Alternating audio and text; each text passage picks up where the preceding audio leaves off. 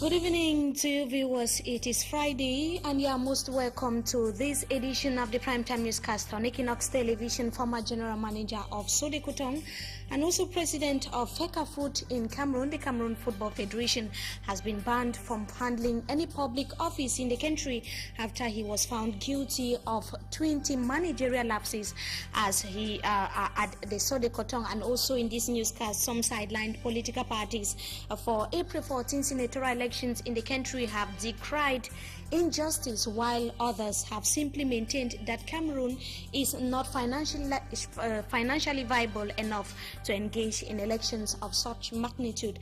And also we take you out of Cameroon, where Nelson Mandela is said to be making progress after he spent 2 days in hospital. These are major headlines, details and more just in a moment.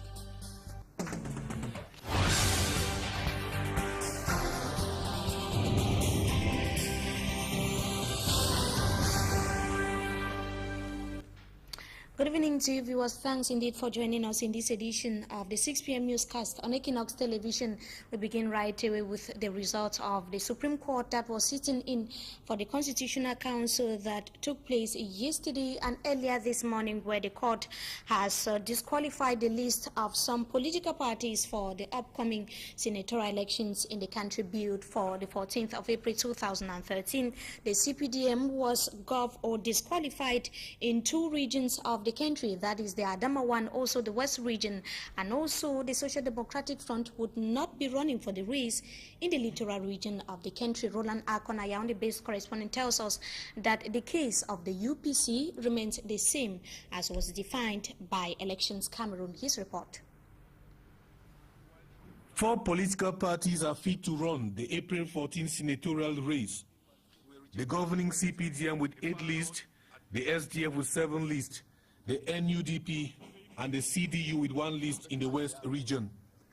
The 3 factions of the UPC, the Salvation Front of Issa Chiruma, the ANDP of Amadou Mustafa, and MDR of Dakole Daisala, were disqualified from the race by the Supreme Court over irregularities in their files submitted to Elecam. The Supreme Court disqualified the SDF from running in the littoral, the CPDM in the West and Adamawa regions, and the NUDP in the Northwest and Central regions. The court retained NUDP list in the far north and the CPDM list in the East region. Supreme Court, sitting in the place of the Constitutional Council, has decided ultra petita. That is to say, it has taken decisions that are not in conformity with the law. The highest court of the land has decided, and its verdict is final. Campaigns for the election of senators begin Saturday. And still on reactions by political parties in Cameroon as far as upcoming senatorial elections in the country is concerned, the president of Cameroon's People's Party, Kawala, has called on Cameroonians to dress in black every Friday as a sign of mourning to the unacceptable manner in which the country is being governed. Edith Kabangwala was speaking today in the capital city, Yaoundé, during a press briefing. He granted journalists to denounce the April 14 senatorial elections in the country. She says Cameroon does not need the senatorial elections that would hold on April 14th now due to its high cost, but rather is in need of basic social amenities as water, electricity, and also employment. In the following excerpt, just after the press briefing in the capital city, Yaoundé, she spoke to Yaoundé-based correspondent Roland Akon. At this particular point in time, Cameroonians do not need a Senate. What they need is solutions to their basic problems: water, electricity, jobs for our young people, security in our neighborhoods. So we want Cameroonians to express themselves and let the head of state, all of those who are wanting to be senators, the international community know that we are not okay with the way the country is being run. We are not okay with this Senate. We want to have the country focused on the essential needs of Cameroonians. The The reaction of the president of the Cameroon People's Party, Edith Kabangwala, there in the capital city Yaoundé, following a few hours after the verdict or the result of the Supreme Court in the capital city Yaoundé. Now still talking of coming senatorial elections in the country, political parties whose lists of senatorial candidates were rejected by the Supreme Court have said that the decision was unfounded. These are reactions of some of the political parties here in the economic capital Douala in the wake of that decision, and they argue that it is a plot by the regime in place to sideline some of the political parties that were vying for post of the Senate in favor of the ruling CPDM party. We shall be telling you more on that in a subsequent newscast. Now back to the capital city Yaoundé. We talk about the resolution or the resolution that was taken by the National Communication Council, where it has so far sanctioned some audiovisual media houses in the country for what they term as non-respect of the code and ethics of the journalism profession. The decision is the first since the appointment of the members of the regulatory board of the National Communication Council that was last month. Yaoundé-based correspondent Roland Akon once again tells us more. According to the release issued after Thursday's meeting, the members of the National Communication Council banned 2 TV programs, Canal Detective on Canal D and IPP News on LTM, over shocking images. The decision suspends the presenters from going on air for 3 and 6 months respectively. The Communication Council issued warnings to 6 TV stations advertising pharmaceutical products of doubtful medics. The Communication Council also banned programs on Youth Radio, Sky and Amplitude FMs based in Yaoundé, and suspended for 6 months each the presenters for not respecting the code and ethics of the profession.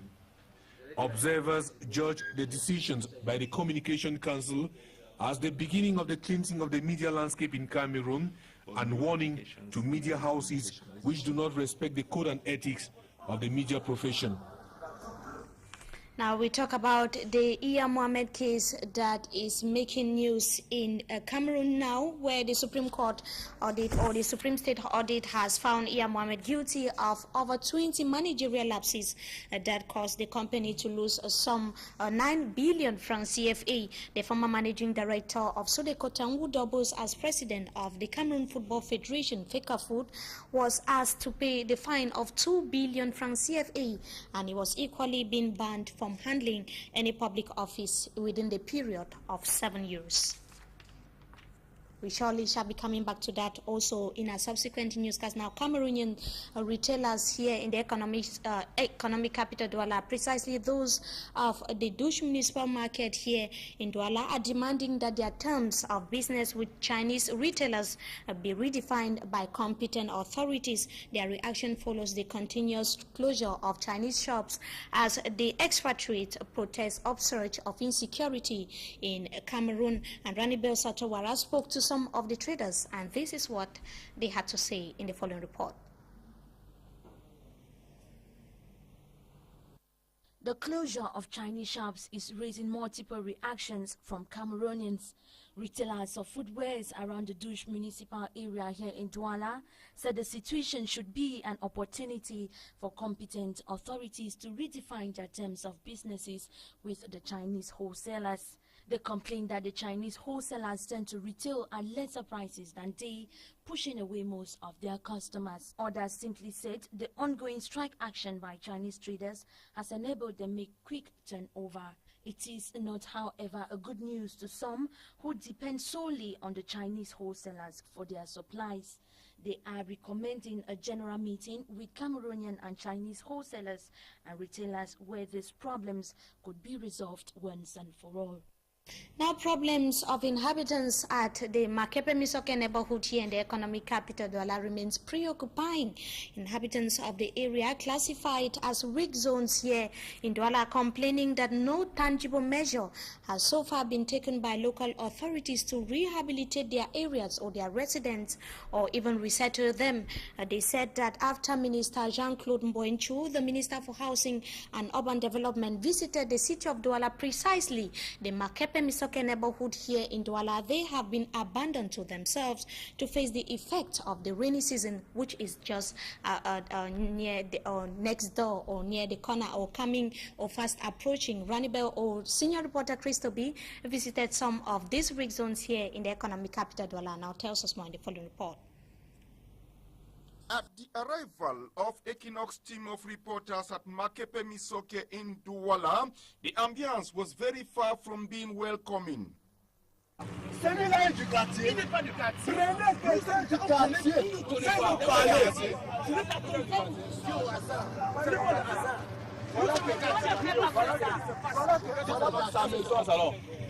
Même si c'est la maison-ci, la maison est construite dans le marécage, mais avec l'aménagement, la maison peut rester. Je ne refuse pas. Mais lui qui n'est pas du quartier, il vient parler, il ne peut rien dire de bon.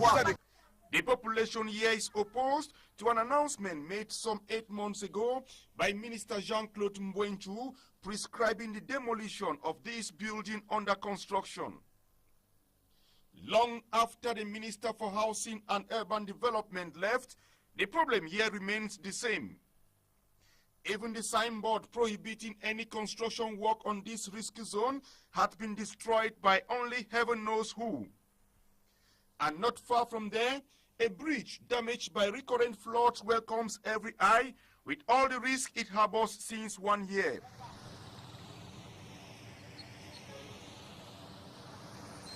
All is evidently clear that Minister Mbwenchu's instructions are since 8 months still awaiting implementation by the Douala City Council.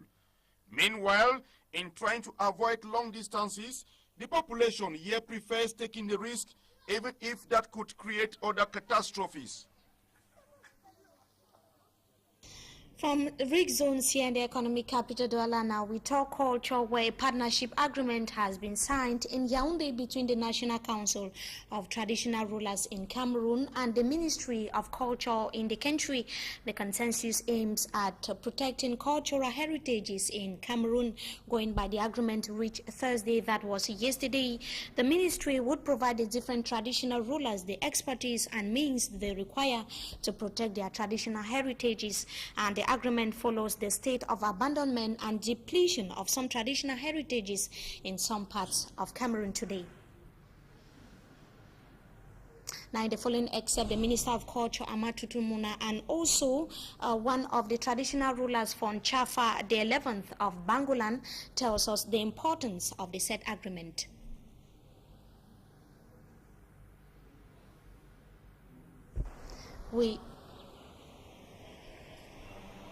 The importance of such a platform is, first of all, to be able to preserve our culture. They are the custodians of the culture, so we need to go towards them to be able to have that. And we do understand that most of our culture is immaterial. The heritage is mainly immaterial. So by having this platform, we are now able to interact on a legal basis.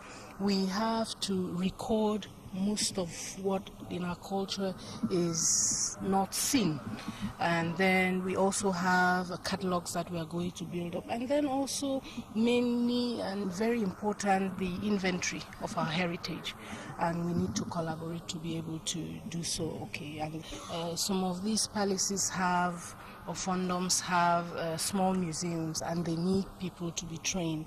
So it's it's just the beginning of something that is going to be very, very important in the future. Minister Amatutu Muna speaking to Yaoundé-based correspondent Roland Akon on the sidelines of a partnership agreement that was signed between the ministry and also traditional authorities in the country. That was yesterday in Yaoundé. Now, today, Friday, is observed by Christian communities in Cameroon today as the day where Jesus Christ, the Son of God, was crucified on the cross. Different activities since morning have been taking place in churches in Cameroon to mark the day, and also they symbolically partaking in Christ's suffering and also his death, and it is ahead of the Easter that would take place or would be celebrated on Sunday, ending the Passion Week. And the day called Good Friday, that is today, has been declared a national public holiday in most countries, especially in Cameroon. And now we take you out of Cameroon, where South African President Jacob Zuma says Nelson Mandela is making progressive or is making a positive progress after spending a second day in the hospital. The former South African leader is being treated for a lung infection. Nelson Mandela first celebrated or contracted tuberculosis in the year 1980 or in the 1980s while he was detained in windswept Robben Island, and his lungs are said to have been damaged while working in the prison under his detention. And this latest spell in hospital is his fourth appearance in over 2 months. In over 2 years rather. And on that note, we call it quit to this edition, for this edition of the Primetime Newscast on Equinox Television. We thank you so much for your keen attention. But before we go, we remind that the president of FECAFOOT, the Cameroon Football Federation, and also the general manager of Sode Kotong has been banned from holding any public activities for having mismanaged or for having found guilty of 20 managerial lapses that caused the company Sode Kotong to lose some 9 billion francs CFA. We shall be telling you more on that in our subsequent newscast. We thank you so much for your keen attention. Meantime, have a wonderful stay in the company of our programs. Good evening.